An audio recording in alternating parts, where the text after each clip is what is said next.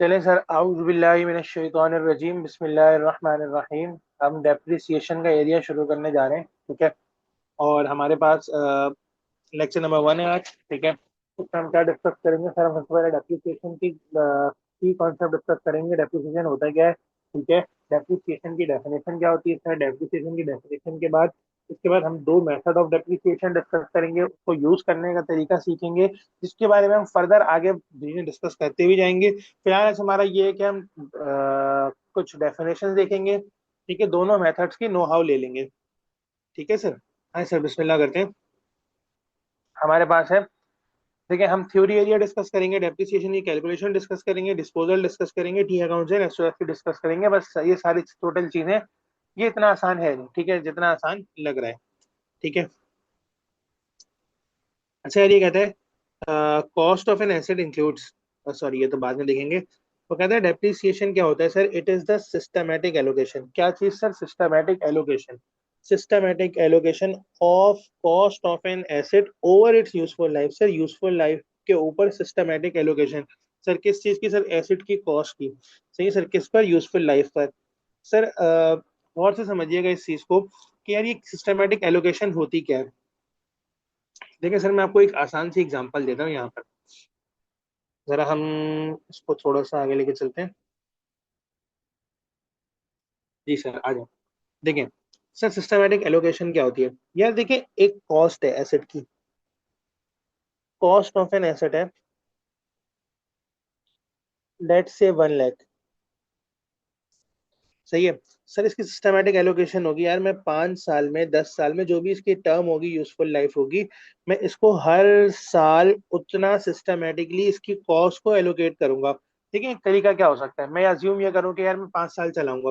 मैंने कहा यार इसकी कॉस्ट कितनी है? 1 लाख। इसकी टर्म कितनी है सर? इसकी टर्म है 5 ईयर, लेट से। मैं ये कह सकता हूँ कि यार मैं इसकी हर साल 20,000 डेप्रिसिएशन चार्ज करूंगा। सर बिल्कुल, बिल्कुल मैं ये कह सकता हूँ कि सर इस साल भी 20, इस 20, इधर भी 20,000। ठीक है सर। फिर ईयर नंबर 3 पर भी 20,000। सर ईयर 4 में भी 20,000। और सर ईयर 5 में भी 20,000। सर मैं ये कह सकता हूँ कि यार मैं ये 5 सालों में हर साल 20-20 हजार डेप्रिसिएशन चार्ज करूंगा, ठीक है। क्या ये बात समझ आती है? सर ये मैं एक सिस्टमेटिकली एलोकेट कर रहा हूँ। मैं क्या कर रहा हूँ सर? सिस्टमेटिकली तोड़ रहा हूँ, एलोकेट कर रहा हूँ। किसको सर? कॉस्ट को किस पर? यूजफुल लाइफ पर। किसको? कॉस्ट को किस पर? यूजफुल लाइफ पर। सर वो यही कह रहा है, वो यही कह रहे हैं सिस्टमैटिक एलोकेशन ऑफ कॉस्ट। किस चीज की सर? कॉस्ट की सिस्टमैटिक एलोकेशन किस पर? सर यूजफुल लाइफ पर। किस पर सर? यूजफुल लाइफ पर। किस पर? यूजफुल लाइफ पर। क्या ये बात समझ आती है? यूजफुल लाइफ पर, ठीक है। कहता है कॉस्ट में आना क्या क्या चाहिए। देखिए मैंने आपको एक वर्ड बताया, कॉस्ट। कॉस्ट मैंने कहा 1 लाख है। कॉस्ट मेरे पास क्या है? 1 लाख। कॉस्ट मेरे पास, उसने कहा कि मेरे पास कॉस्ट है 1 लाख। कह रहे इस कॉस्ट में क्या क्या चीजें आ सकती हैं, ठीक है। इस कॉस्ट में वो कहता है आ सकती हैं परचेज प्राइस। देखिए मैंने फॉर एग्जांपल एक मोटर व्हीकल खरीदी। मोटर व्हीकल खरीदी 1 लाख की। ये मेरी क्या है? इसकी परचेज प्राइस है। ये क्या है? मेरी इसकी परचेज प्राइस है। वो कहते हैं यार एक काम करो, इसकी कोई ट्रांसपोर्टेशन कॉस्ट होगी यकीनन। हाँ हो सकती है, डेफिनेटली हो सकती है। भाई मेरे पास ये आ रहा है फॉर एग्जांपल इंडिया से, या फॉर एग्जांपल इस्लामाबाद से, कहीं से भी आ रहा है, XYZ। सर क्या इसकी ट्रांसपोर्टेशन कॉस्ट होगी? जी सर, डेफिनेटली हो सकती है। सर वो कह रहे हैं इस कॉस्ट में ट्रांसपोर्टेशन कॉस्ट भी ऐड करो। मान ले सर 20,000 है। सर ये क्या हो सकती है? सर ये फ्यूल कॉस्ट हो सकती है। सर इसमें कुछ भी हो सकता है।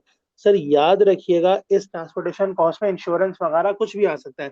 सर मैंने इसकी कैरिज की लाने की इंश्योरेंस इन ट्रांजिट कराई। सर मैंने इंश्योरेंस कराई। सर क्या इंश्योरेंस आनी चाहिए? डेफिनेटली सर इसमें इंश्योरेंस भी आनी चाहिए। 10,000 की अगर मैंने इंश्योरेंस कराई सर, वो भी आनी चाहिए। सही है। सर अगर फिर मैंने कुछ टैक्सेस वगैरह दिए, ठीक है सर, मैंने लेट से टैक्सेस दिए 1,000 के। सर मैंने और क्या दिया? सर मैंने और दे दिया फॉर एग्जांपल यहाँ पर कोई इंस्टॉलेशन कॉस्ट भी पे करी। इंस्टॉलेशन कॉस्ट पे करी। सर लेट से वो मैंने 5,000 की पे कर दी। तो सर ये सारी चीजें मेरी कॉस्ट में शामिल होनी चाहिए। अब अगर मैं आपसे ये कहूँ कि इसकी एडजस्टेड कॉस्ट कितनी आई, सर आप सम करेंगे किसको? सर आप सम करेंगे 1 लाख प्लस 20,000, 120,000 प्लस 10,000, 130,000, और आपके पास टोटल कॉस्ट जो आएगी वो अप्रोक्सीमेटली 1,36,000 की आ जाएगी। सर क्या ये बात आप लोगों को समझ में आती है? ये आपकी एडजस्टेड या टोटल कॉस्ट होगी? इसको आप एडजस्टेड या टोटल कॉस्ट बोल सकते हैं। ठीक है सर। अच्छा, अब डेप्रिसिएशन हम किस पर बेस करके निकालेंगे सर? हम इसी कॉस्ट पर बेस कर डेप्रिसिएशन को निकालेंगे। ठीक है, यही कॉस्ट आपकी कैपिटलाइज भी होगी। अब अगर मैं आपसे ये कहूँ कि आप इसको रिकॉर्ड कैसे करेंगे, सर आप इसको रिकॉर्ड इस तरह करेंगे। देखिए, यकीनन आपने transportation cost, insurance, taxes, installation cost, ये सारे एक टाइम पे पे किए होंगे, बैंक से ही पे किए होंगे। तो आप बोलेंगे क्या motor vehicle cost debit, motor vehicle cost debit 1,36,000 से, और सर क्रेडिट क्या होगा? सर बैंक क्रेडिट हो जाएगा 1,36,000 से। सर ये पूरे पर रिकॉर्ड होगा और इसी पर डेप्रिसिएशन की कैलकुलेशन भी होगी। इसी पर डेप्रिसिएशन की कैलकुलेशन भी होगी सर, ये बात याद रखिएगा गौर से। है सर। सर उसके बाद वो कहता है the cost of an asset includes all expenditure necessary to get asset ready for its intended use. Sir देखें, ये बहुत इंपॉर्टेंट वर्ड है, इंटेंडेड यूज। इसका क्या मतलब होता है कि सर आपका जो इंटेंडेड यूज है, सर क्या मेरा इंटेंडेड यूज उस वक्त ये था कि मुझे एसेट से प्रोडक्ट सेल या परचेज करने थे? जी सर बिल्कुल, मेरा इंटेंडेड यूज वही था। तो sir such as the purchase prices, sir purchase price definitely taxes, shipping, installation and initial testing for a physical asset like machinery, this would be purchase price plus cost for taxes, shipping, installation and setup. Installation भी है, setup भी है, सारी चीजें sir आपके पास cost में शामिल हो जाएंगी। ठीक है, मतलब अगर मैं इसको समअप करूं तो आपके पास अगर सवाल में मल्टीपल कॉस्ट दी हुई हो, यानी कि परचेज प्राइस दी हुई हो, टैक्सेस दी हुई हो, शिपिंग वगैरह दी हुई हो, तो सर आपने इन सबको ऐड करना है और इन सबको ऐड कर कर अपनी कॉस्ट निकालनी है। Done sir. सर अब आए एक स्टेप और आगे बढ़ते हैं। देखिए सर, मैं डेप्रिसिएशन चार्ज क्यों कर रहा हूँ? सबसे पहले मेरा मेरा सवाल ये है कि मैं डेप्रिसिएशन चार्ज क्यों कर रहा हूँ? Reason, reason for depreciation. Sir reason for depreciation क्या है? सर डेप्रिसिएशन चार्ज क्यों की जा रही है सर, इसके ये रीजन हैं। ठीक है सर, क्या रीजन है? सर यहाँ पर पेश कर देते हैं।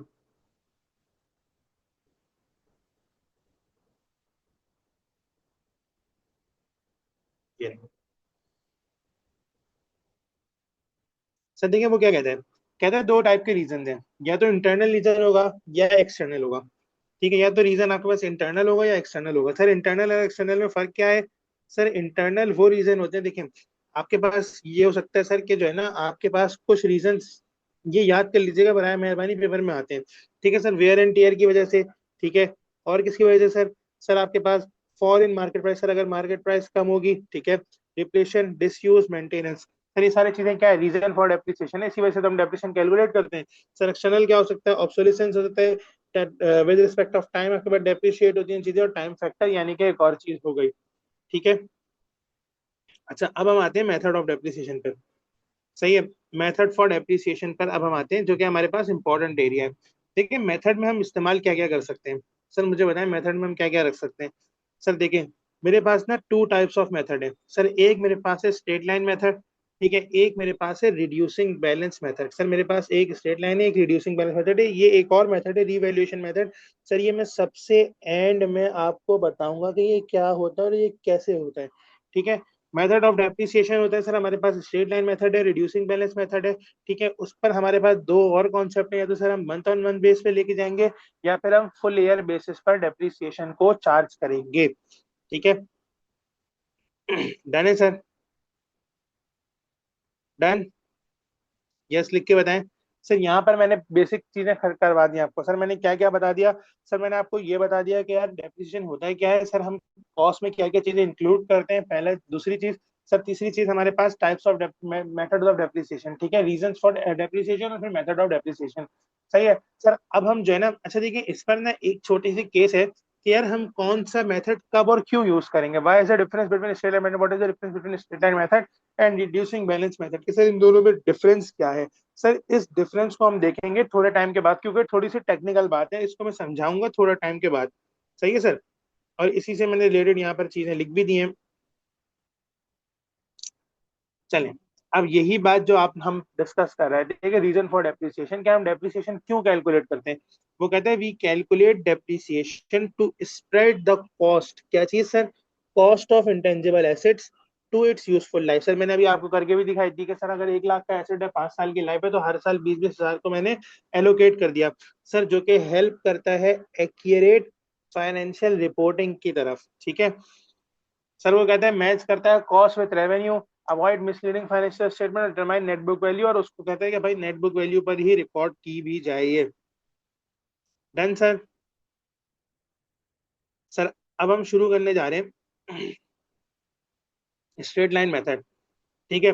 सर वो कहता है देखें, स्ट्रेट लाइन मेथड में ना दो चीजें, फॉर्मूला में आपको पहले देखें, स्ट्रेट लाइन मेथड में ना दो केस बनते हैं सर। या तो आप रेट से कैलकुलेट कर सकते हैं, ठीक है, बाय यूजिंग द रेट, ठीक है, आप बाय यूजिंग द रेट निकाल सकते हैं या by using the formula. Sir या तो आप फॉर्मूला को इस्तेमाल कर सकते हैं या फिर आप रेट को इस्तेमाल कर सकते हैं। मैं पहले फॉर्मूला स्टार्ट कराने जा रहा हूँ, ठीक है। सर फॉर्मूले में क्या होता है? सर वो कहता है डेप्रिसिएशन निकलेगी कुछ इस तरह से कि कॉस्ट होगा, उसमें से रेजिडुअल वैल्यू को हम हटाएंगे, डिवाइड करेंगे हम यूजफुल लाइफ से। किससे डिवाइड करेंगे? यूजफुल लाइफ से। तो मेरे पास क्या आ जाएगा? मेरे पास डेप्रिसिएशन आ जाएगा, ठीक है। क्या ये केस समझ में आता है? सर आए सर, एक सवाल देखते हैं यहाँ पर छोटा सा।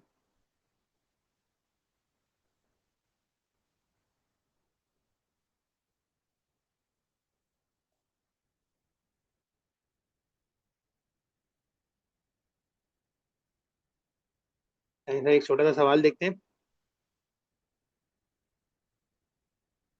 सर वो मुझसे कहता है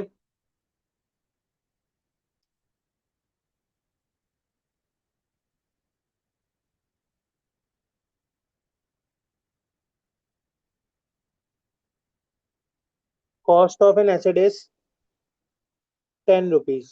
सही है, मैं इसको सिंपल रख रहा हूँ। कॉस्ट ऑफ एन एसेट आपके पास 10 है, ठीक है। सर रेजिडुअल वैल्यू है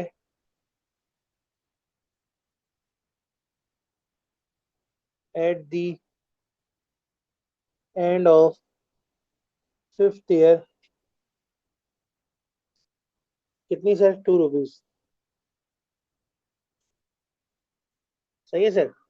और सर मेरे पास यूजफुल लाइफ कितनी है, जो कि मैंने ऊपर लिख भी दी, 5 ईयर्स। सही है सर। अच्छा वो कहता है आपसे कैलकुलेट, क्वेश्चन कहता है find depreciation and part A कहता है आपसे फाइंड डेप्रिसिएशन, और पार्ट बी कहता है prepare relevant journal entries. Part A आपसे कहता है फाइंड डेप्रिसिएशन और फिर prepare relevant journal entries for year 1। Journal entries for year 1। Done है सर। आए सर इसको सॉल्व कर लेते हैं जल्दी से।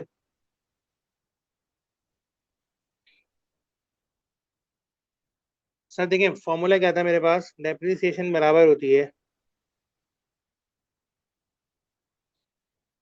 Cost minus residual value divide by sir क्या? Sir useful life.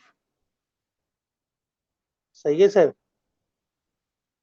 सर मेरे पास कॉस्ट कितनी है? सर मेरे पास कॉस्ट है 10 रुपीज की। सर मेरे पास 2 रुपीज की रेजिडुअल वैल्यू है, और सर मेरे पास 5 ईयर क्या है? Useful life. डन। सर इसके मेरा आंसर क्या आएगा? इसका आंसर निकाल लेते हैं जरा जल्दी से, मिनट मुझे दीजिएगा। हम्म। बोले बोले।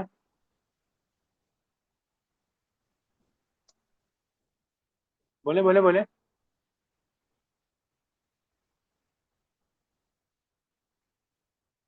इसका आंसर आएगा 1.6। सर हर साल की डेप्रिसिएशन कितनी आएगी? 1.6, ठीक है। अब अगर मैं relevant journal entries find out करूं, मैं अगर लेट से इधर लिखता हूँ डेट, इधर मैं लिखता हूँ पर्टिकुलर्स, सर इधर मैं लिखता हूँ डेबिट, सर इधर मैं लिखता हूँ क्रेडिट। सर मेरे पास अगर मैं अज्यूम करूँ 1 जनवरी को, 1 जनवरी वाई 1 को मैंने क्या ली? मशीन ली, मशीन डेबिट, कितने से सर? 10 रुपीज से। और सर बैंक या पेबल क्रेडिट? 10 रुपीज से। सर इसी तरह से सर 31 दिसंबर Y1 को अगर मैं ये कहूँ, सर मेरे पास एक डेप्रिसिएशन एक्सपेंस की एंट्री बनेगी, डेप्रिसिएशन एक्सपेंस डेबिट। और सर ये बात याद रखिएगा, सर यहाँ पर मैं एक अकाउंट खोलूंगा जिसको मैं बोलूंगा प्रोविजन फॉर डेप्रिसिएशन। ठीक है, इसको, ये कौन सा अकाउंट होता है सर? ये कॉन्ट्रा एसेट अकाउंट होता है। क्या होता है इसमें? सर ये हम थोड़ा सा आगे जाकर देखेंगे, थोड़ा सा आप मुझे टाइम दीजिएगा। डन है सर। सर अब यही सेम एंट्री हर साल की ईयर एंड पर बनेगी, बस इसके अलावा और कोई एंट्री नहीं बनेगी। इसको कॉपी कर लें सर, पेस्ट करते जाएं। ये 31 दिसंबर Y1, ये Y3, सर ये आ गई Y4, एंड सर ये आ गई मेरे पास Y5 की जनरल एंट्री। डन है सर। सर कोई परेशानी, मसला, टेंशन? सर सारे साल सेम एंट्री बनेगी, बिल्कुल सेम जाएगी। सर ये आ गई Y2, ये आ गई Y3, सर ये आ गई Y4, और ये आ गई Y5। डन है सर। सर एक सवाल दूं, करेंगे? हाँ सर, एक सवाल देखते हैं। ये सवाल है सर। सर ये रहा, इनफैक्ट यहाँ पर एप्लीकेशन निकली हुई है। सर वो कहता है कॉस्ट है 5 लाख की, ठीक है, 5 ईयर की यूजफुल लाइफ है, सेल्वेज वैल्यू है 20%। सही है। अच्छा, इसको सेल्वेज वैल्यू को भी मैं छुपा रहा हूँ।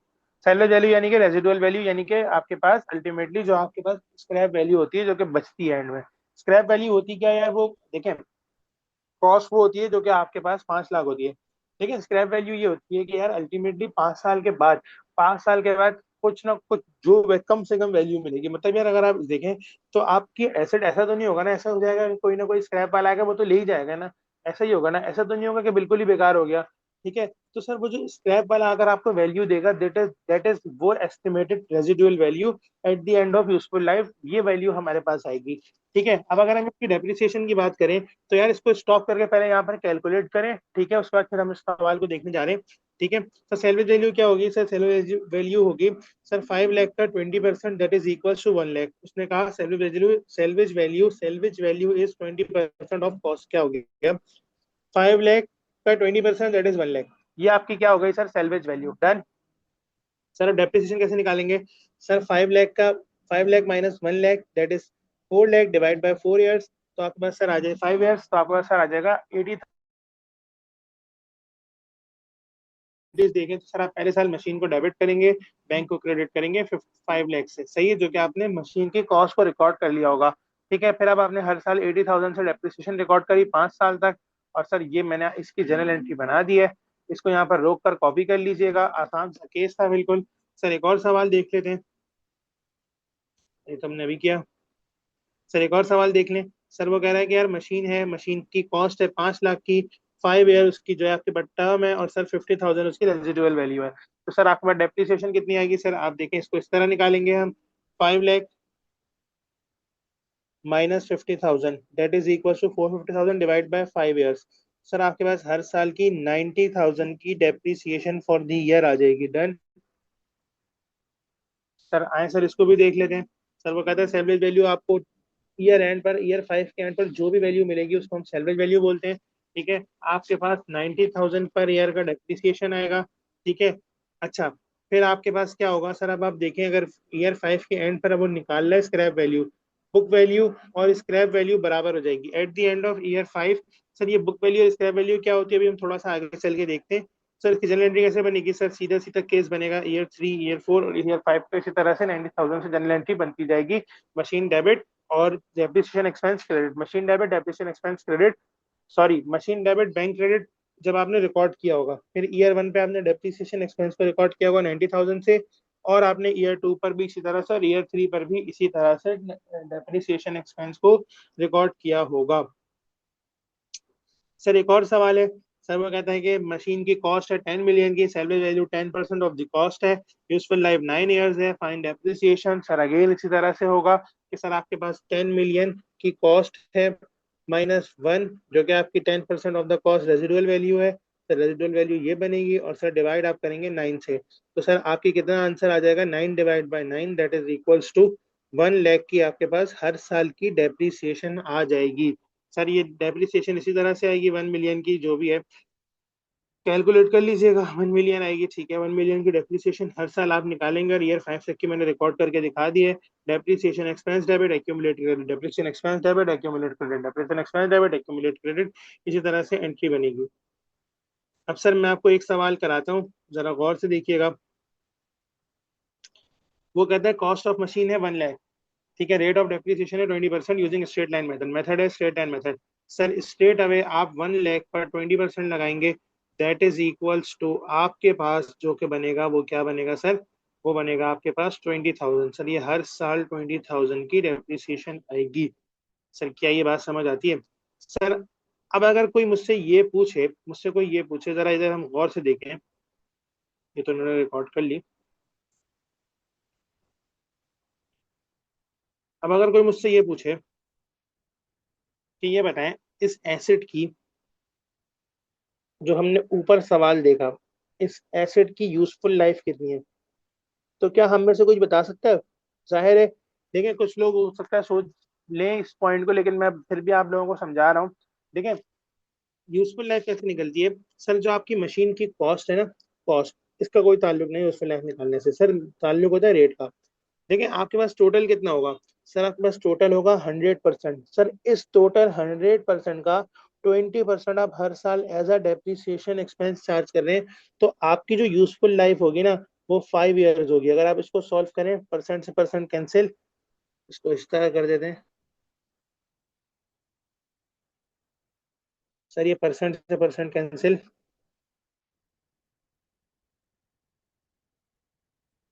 और सर ये 21 जा 25 जा, सही है सर। तो आपके पास आ जाएगा अप्रोक्सीमेटली 5 ईयर्स की यूजफुल लाइफ, सही है। क्या ये बात समझ में आती है सर? अब मैं एक और छोटा सा कॉन्सेप्ट यहाँ पर करवाने जा रहा हूँ, दैट इज एक्यूमुलेटेड डेप्रिसिएशन या प्रोविजन फॉर डेप्रिसिएशन। देखिए प्रोविजन फॉर डेप्रिसिएशन या एक्यूमुलेटेड डेप्रिसिएशन दोनों एक ही बात होती है। सर मैं एक्यूमुलेटेड डेप्रिसिएशन निकालूंगा कैसे? सर देखिए मैं एक्यूमुलेटेड डेप्रिसिएशन निकालने का तरीका सिखाता हूँ आपको, गौर से समझिएगा। सर ये कैसे निकलता है, देखिए सर ईयर जीरो पर, सर ईयर जीरो पर आपकी क्या कोई डेप्रिसिएशन चार्ज कितना था, डेप्रिसिएशन चार्ज, सर ये आ गया, और इधर आ जाएगा मेरे पास एक्यूमुलेटेड डेप्रिसिएशन। सर मैं अज्यूम ये कर रहा हूँ, ये आ गए ईयर्स। सर मैं अज्यूम ये कर रहा हूँ कि सर मैंने ईयर जीरो पर ही सामान खरीदा, ठीक है, मैंने ईयर जीरो पर ही एसेट को खरीदा। तो सर मुझे एक बात बताएं, क्या मैं ईयर जीरो पर कोई डेप्रिसिएशन चार्ज करूंगा? नहीं सर, अभी तो मैंने इस्तेमाल करना ही शुरू नहीं किया। सर जब मैं इस्तेमाल करना शुरू करूंगा, जब डेप्रिसिएशन चार्ज करूंगा ना, तो सर ईयर जीरो पर तो मेरी डेप्रिसिएशन चार्ज कुछ भी नहीं होगी। सर मेरा एक्यूमुलेट भी कुछ नहीं होगा।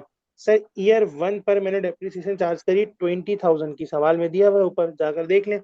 सही है, 20,000 का डेप्रिसिएशन आ गया। सर फिर उसके बाद मेरी एक्यूमुलेट कितनी हुई? सर एक्यूमुलेट होती है previous plus current, previous plus new, previous plus new, previous plus new, previous plus new is my accumulated depreciation, correct. Sir मेरी प्रीवियस कितनी है? सर मेरी प्रीवियस है 0। एंड देन सर मेरी न्यू कितनी है? सर मेरी न्यू है 20,000। तो सर मेरी टोटल एक्यूमुलेट कितना होगा? सर मेरा टोटल एक्यूमुलेट हो जाएगा 20,000 का। मेरा टोटल का बैलेंस ये हो गया। सर फिर मेरा ईयर वन आया, ओ सॉरी ईयर टू आया। सर एक काम करें, सारे साल को आप नए नए पेन से कर दें। सर ईयर टू आ गया है मेरे पास, 20,000 की डेप्रिसिएशन चार्ज आ गई। सर अब मेरे पास एक्यूमुलेट में कितना बैलेंस है? सर मेरे पास एक्यूमुलेट में सर बैलेंस है 20,000 का, ठीक है। और सर मेरे पास डेप्रिसिएशन चार्ज कितनी आई? सर मेरे पास डेप्रिसिएशन चार्ज भी 20,000 है। सर मेरे पास एक्यूमुलेट का बैलेंस कितना हो गया? सर मेरे पास एक्यूमुलेट का बैलेंस हो गया 40,000 का। सर जरा इस चीज को मैं हाईलाइट भी करके दिखा दूं, इसको पेन चेंज कर लेते हैं। सर ये 20,000 का मेरे पास बैलेंस आ गया, और अगर आप इसको इधर से उठाकर एक लाइन कनेक्ट कर दें, दिस, सही है सर। फिर सर ईयर थ्री आया, भागते दौड़ते ईयर थ्री तक पहुंचे। सर ईयर थ्री में मेरे पास डेप्रिसिएशन अगेन 20,000 से चार्ज होगी। सर मेरे पास एक्यूमुलेट का बैलेंस कितना है? 40,000। सर मैंने करंट ईयर की डेप्रिसिएशन कितनी चार्ज करी, 20,000, तो सर मेरे पास टोटल बैलेंस आ गया 60,000 का एक्यूमुलेट का। एंड देन सर मेरे पास इसी तरह ईयर 4 आ गया,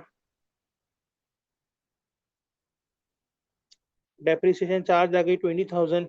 सर मेरे पास प्रीवियस बैलेंस था 60,000 plus 20,000, that is equals to 80,000।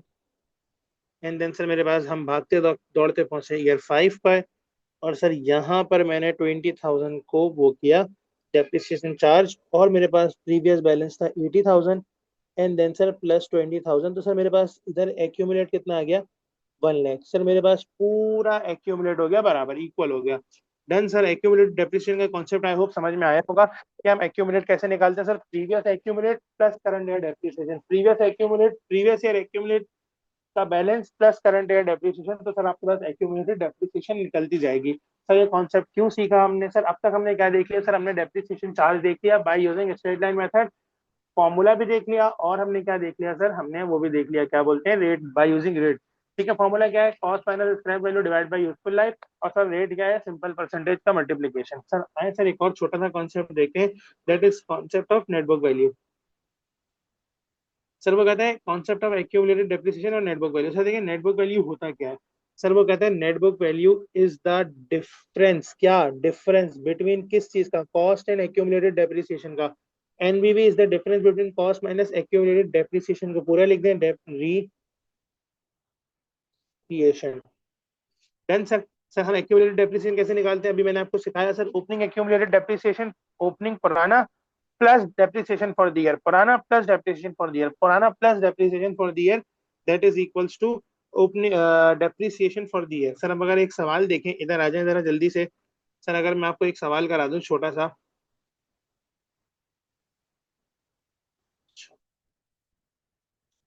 Sir एक छोटा सा सवाल देखते हैं।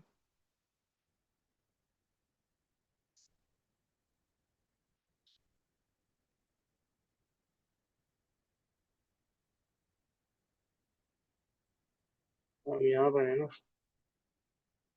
Add page. सर बस मैं 1 या 2 ईयर की डेप्रिसिएशन निकलवाऊंगा आपसे, और वो सारी चीजें निकलवा दूंगा। ठीक है सर, क्वेश्चन लिखिएगा अपने पास। सर आपके पास कॉस्ट है 10 रुपीज की। ठीक है सर, आपके पास मेथड क्या है, मेथड स्ट्रेट लाइन है, सही है सर। और आपके पास सर वो क्या है, रेट क्या है, 10% ऑन कॉस्ट, यानी कि स्ट्रेट लाइन मेथड है और 10% ऑन कॉस्ट है, सीधा सीधा मेथड है। और सर आपसे वो कहते हैं कि डेप्रिसिएशन फाइंड करो। सर सॉल्यूशन देखिएगा, सर गौर से कॉन्सेप्ट देखिएगा। सर मेरे पास ईयर्स हैं, ईयर 1, ईयर 2, ईयर 3, ईयर 4, और सर मेरे पास ईयर 5, इसको मैं क्या कहता हूँ, ईयर्स। डन है सर।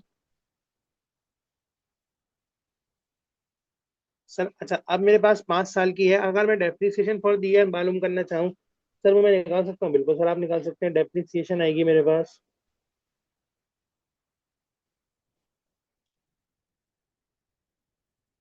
सर वो आएगी 10 का 10%, that is equals to 1। Sir मेरे पास हर साल की डेप्रिसिएशन आएगी 1। ठीक है, इसको 20% अगर मैं कर दूँ तो ज़्यादा बेहतर हो जाएगा, ताकि मैं आपको एक कॉन्सेप्ट भी सिखा दूंगा। सर इधर आप निकाल दें, 10 का 20%, दैट इज इक्वल्स टू हर साल की डेप्रिसिएशन आ जाएगी 2 रुपीज। ठीक है सर। अच्छा अब यहाँ पर अगर मैं लिखूं डेप्रिसिएशन, सर मेरे पास अभी मैंने आपको डेप्रिसिएशन सिखाई। ठीक है, सही है सर। अच्छा डेप्रिसिएशन को मैंने कॉन्सेप्ट अभी आपको डिलीवर कर दिया है। ठीक है, अच्छा फिर मैं निकालूंगा सर एक्यूमुलेटेड डेप्रिसिएशन, ये एक की एरिया है। ठीक है, ये निकालना मेरे लिए की एरिया है, मुश्किल एरिया है। इसी पर डिपेंडेंट होगी क्या, सर मेरी नेटवर्क वैल्यू, इसी पर मेरी नेटवर्क वैल्यू डिपेंडेंट होगी। डन सर, फिर मेरे पास आएगी कॉस्ट, एंड देन सर फिर मेरे पास आएगी नेट बुक वैल्यू। डन है सर। सर अगर मैं आपसे ये बात करूं डेप्रिसिएशन, तो सर हर साल मेरी डेप्रिसिएशन 2 रुपीज की होगी, जो मेरे पास सवाल में दी हुई है। ठीक है, और हर साल मेरे पास कॉस्ट 10 रुपीज की ही होगी। डन है सर। अच्छा अब एक्यूमुलेट देखिएगा सर, ईयर 0 पर एक्यूमुलेट का बैलेंस कितना, सर ईयर जीरो पर एक्यूमुलेट का बैलेंस कितना sir? Zero. Zero plus two sir यहाँ पर आ जाएगा टू। मैं अगर यहाँ पर लिख भी दूं zero plus two is equal to two. Two plus two sir फिर पुराना एक्यूमुलेट कितना? टू। सर नया डेप्रिसिएशन फोर। सर फिर पुराना एक्यूमुलेट कितना? फोर। नया डेप्रिसिएशन कितना सर? टू, यानी कि सिक्स। सर फिर पुराना एक्यूमुलेट कितना? सिक्स प्लस टू सर तो कितना सर? एट। एंड सर पुराना एक्यूमुलेट कितना? एट। सर प्लस नया डेप्रिसिएशन कितना? Two is equals to ten. Sir अब अगर आप नेटबुक वैल्यू पर आए तो मैंने आपसे कहा था cost minus accumulate is equals to net book value. Sir ten minus two sir ten. Sir two. Sir इन दोनों का डिफरेंस कितना सर? सर कितना? Sir eight. सर इन दोनों का डिफरेंस सिक्स। सर इन दोनों का डिफरेंस फोर। सर इन दोनों का डिफरेंस टू और sir zero. At the end of the year five मेरी नेटबुक वैल्यू क्या हो जाएगी? जीरो। सर जीरो हो जाएगी। डन है सर? सर क्या ये बात आप लोगों को समझ में आती है? प्लीज मुझे बताएं, लिख के बताएं सर। सर अब इसी कॉन्सेप्ट को मैं आगे बढ़ा रहा हूँ सर, मैं इसी कॉन्सेप्ट को आगे बढ़ा रहा हूँ। और सर अब हम चल रहे रिड्यूसिंग बैलेंस मेथड पर। हमारे पास थोड़ा सा टाइम है, हम रिड्यूसिंग बैलेंस मेथड को देख लेते हैं। सर वो कहता है रिड्यूसिंग बैलेंस मेथड एक ऐसा मेथड होता है जो ये कहता है कि जो है ना आपके पास हर ऊपर कॉस्ट माइनस एक्यूमुलेटेड डेप्रिसिएशन निकालोगे। कॉस्ट माइनस एक्यूमुलेटेड डेप्रिसिएशन उस पर रेट लगाओगे। किस पर रेट लगाओगे? Cost minus accumulated depreciation into rate. That is your reducing balance method concept sir.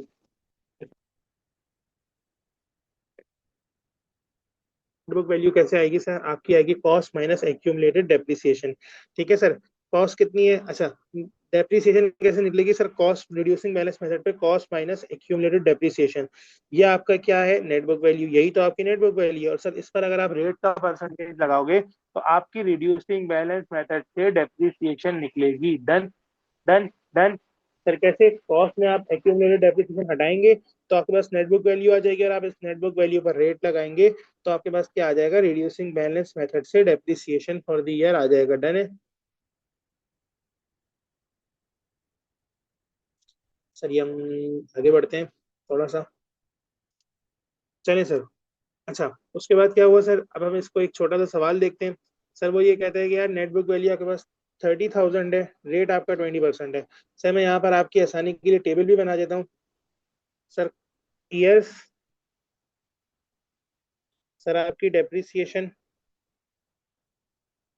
सही है सर। सर आपका क्या? सर आपकी डेप्रिसिएशन कैसे निकलेगी? सर आपकी डेप्रिसिएशन निकलेगी cost. Sir accumulated depreciation. Sir फिर आपके पास आ जाएगी डेप्रिसिएशन चार्ज। हमें यही तो निकालनी है बस। सर नेटबुक वैल्यू अभी हम नहीं निकाल ले। सर अगर मैं बात करूं पहले साल की, तो सर मेरे पास पहले साल कॉस्ट कितनी है? सर मेरे पास कॉस्ट है 30,000। सर मेरी एक्यूमुलेट कितनी है? सर मेरी एक्यूमुलेट कुछ भी नहीं है, जीरो। तो सर मैं डेप्रिसिएशन चार्ज कैसे निकालूंगा? सर मैं 30,000 लूंगा, उस पर स्ट्रेट अवे 20% लगाऊंगा। 20% का रेट है। जी सर बिल्कुल 20% का रेट है।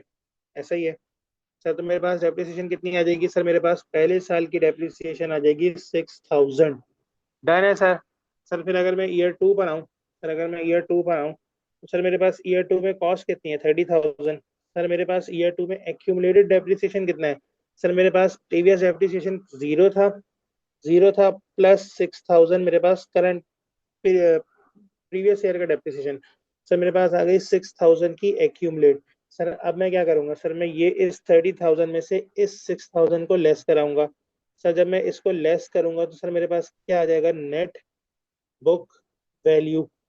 अब सर मैं इस नेट बुक वैल्यू पर रेट लगाऊंगा। इस नेट बुक वैल्यू पर रेट लगाऊंगा 30 minus 60, that is 24,000। And then sir इसका 20% मेरे पास आएगा अप्रोक्सीमेटली 4,800। है सर? सर फिर आते हैं थर्ड ईयर पर। सर मेरे पास कॉस्ट सेम ही रहेगी 30,000।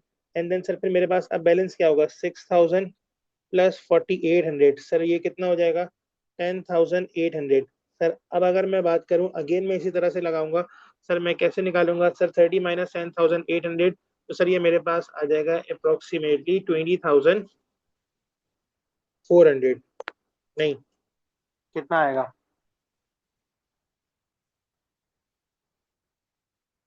30,000 माइनस 10,800, राइट।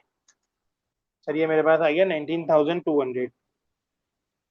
19,200, और सर मैं इस पर 20% का रेट लगाऊंगा, तो सर मेरे पास आ जाएगा that is equals to,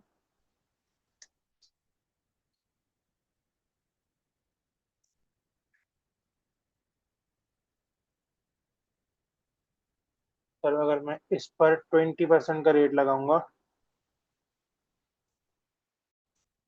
3840। Sir मेरे पास डेप्रिसिएशन आ जाएगी 3840 की। नहीं सर, और फिर इसी तरह से मैं ईयर 4 और ईयर 5 को भी कंटिन्यू करूंगा। मैं ईयर 4 को भी करके दिखा देता हूँ। सर मेरे पास 30,000 की कॉस्ट थी, और सर मेरे पास 10,800 का ओपनिंग एक्यूमुलेट प्लस 3840, ये। तो सर मैं अगर इसको प्लस करूं, 10,800 प्लस 3840, सर ये आ जाएगा अप्रोक्सीमेटली 14,640। 14,640, सर ये मेरे पास आ गया 14,640। और सर अगर मैं यहाँ पर निकालने जाऊँ, तो सर मेरे पास कितना होगा? 30,000 माइनस आंसर 15,360। और सर इसका अगर आप 20% ले लें, तो सर आपके पास क्या आंसर आएगा? This into 0.23072। डन है सर। सर ये आपको डेप्रिसिएशन निकालना आया यूजिंग एक्यूमुलेट। अगर आप इस तरह से देखें, तो आपके पास भी यही आएगा, 3840 3072। सर हमने भी यही निकाला, 3840 3072। कहाँ निकाला सर? हमने निकाला है यहाँ पर। और सर अगर आप चाहें तो 5 6 साल की निकाल लें, वो भी वही आएगी 14,000। किस तरह निकालेंगे सर हम 5 6 साल की, अगर हम देखें? सर मैं ईयर 5 पर आता हूँ, तो सर मेरे पास कॉस्ट होगी 30,000 की ही। सर मेरे पास ये आ जाएगा 14,640 की ओपनिंग बैलेंस प्लस 3072। सर ये कितना बनेगा?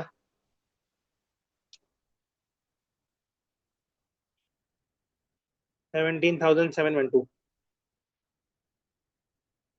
तो सर अब मैं अगर नेट बुक वैल्यू की बात करूँ, तो ये आ जाएगी 30,000 माइनस 17,712। तो सर आपके पास क्या आ जाएगा? हम इसको कर लेते हैं। 30,000 माइनस 17,712, सर ये आ गया 12,288। कितना आ गया सर? ये 12,288। और सर आप इसका 20% ले लें, तो आपके पास अप्रोक्सीमेटली बनेगा डेप्रिसिएशन, जो कि होगा 2458 का। डन है सर। सर क्या ये केस समझ में आ गया? हमने सर क्या क्या देख लिया सर? अब अगर मैं आपसे ये कहूँ, सर ये सवाल आप होमवर्क के तौर पे देख लीजिएगा। ये क्वेश्चन नंबर 1, इसका मैंने सॉल्यूशन यहाँ पर लगा दिया है। सर ये आपका सवाल होमवर्क के तौर पर है। क्वेश्चन नंबर 2 ये आपका होमवर्क के तौर पर है, ये भी कर लीजिएगा। सर उसके बाद आप बराए मेहरबानी ये वाला एक एरिया, जो ये वाला क्वेश्चन है, दोबारा कर लीजिएगा। ठीक है सर, हमने क्या क्या देख लिया सर? आज हमने बेसिक अंडरस्टैंडिंग ले ली कॉस्ट की। ठीक है, हमने डेप्रिसिएशन का अंडरस्टैंडिंग ली, हमने कॉस्ट की अंडरस्टैंडिंग ली। ठीक है, हमने क्या किया सर? हमने जर्नल एंट्री बनाना सीखी, सिर्फ डेप्रिसिएशन की सीखी, अभी और कुछ भी नहीं सीखा बस।